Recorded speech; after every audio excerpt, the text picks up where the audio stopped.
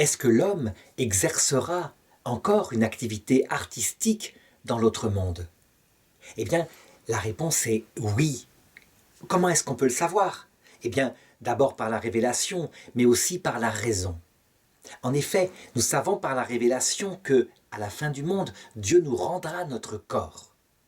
Un corps transfiguré, un corps ressuscité qui ne sera plus sous le mode biologique actuel, mais qui sera pleinement obéissant à notre âme, pouvant à volonté se déplacer d'un endroit à l'autre. De même, la matière qui compose l'autre monde sera transfigurée par de la lumière, une matière rendue éternelle. Il ne faut pas croire qu'elle sera immuable, c'est de la matière, et donc elle sera transformable. Donc nous serons des êtres humains, mais des êtres humains ayant atteint leur plénitude. Actuellement, nous sommes comme les graines d'une plante. Nous serons là-bas, la plante parfaitement épanouie. Eh bien, notre activité artistique, elle continuera de s'effectuer selon les 3 modes principaux que j'ai déjà décrits dans la philosophie de l'art en cette terre. Premier mode, par la beauté, les œuvres d'art belles. Il est certain que nous établirons des œuvres magnifiques. Le monde que Dieu va créer, qu'il a créé pour nous, et qui est évidemment incomparable à celui de la terre, il y aura des espaces gigantesques à transformer, comme ça se passait déjà en cette terre, mais ce n'était que une image de ce qui se prépare pour l'autre monde. Cette beauté, nous pourrons l'établir dans la matière sans qu'elle résiste. Elle obéira à notre esprit, donc le travail ne sera plus pénible. Deuxièmement, il y a le côté du travail utilitaire.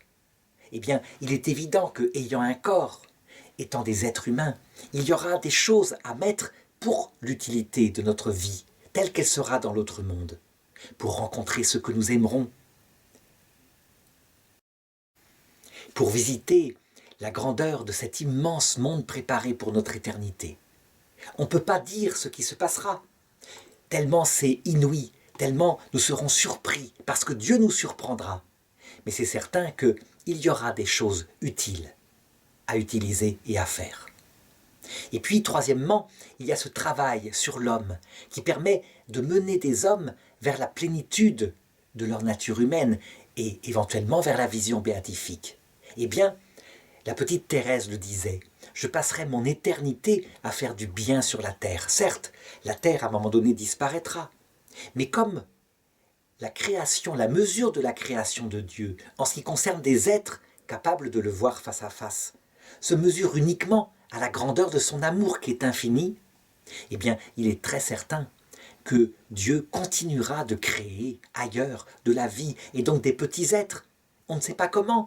Quelqu'un disait, un enfant, peut-être des dauphins spirituels, et pourquoi pas? Et nous les aiderons à voyager vers l'éternité, à façonner leur âme pour voir Dieu face à face, comme le font actuellement les anges, et c'est leur travail, et comme le font les saints du ciel, qui nous aident, nous, qui sommes encore sur terre, en chemin.